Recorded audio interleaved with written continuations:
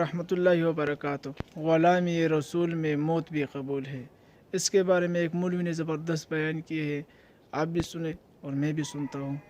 اگر مزہ آیا تو ٹھیک ہے، اگر نہیں آیا تو پھر آپ کے پیسے واپس۔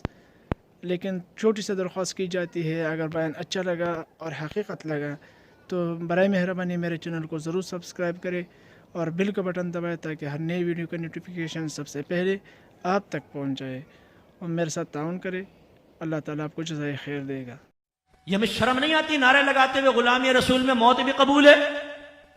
ہمیں پتہ ہے کہ جان تو دینی نہیں ہے، نعرہ لگانے میں کیا جاتا ہے؟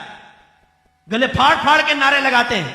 یہ نعرہ کیوں نہیں لگاتے؟ غلامی رسول میں داڑھی بھی قبول ہے، غلامی رسول میں 5 وقت نماز باجماعت پڑھنا بھی قبول ہے، غلامی رسول میں لڑکیوں سے دوستی چھوڑ دینا بھی قبول ہے، غلامی رسول میں گناہ چھوڑ دینا بھی قبول ہے، غلامی رسول میں بعمل مسلمان بن جانا بھی قبول ہے، غلامی رسول میں علم دین سیکھنا بھی قبول ہے۔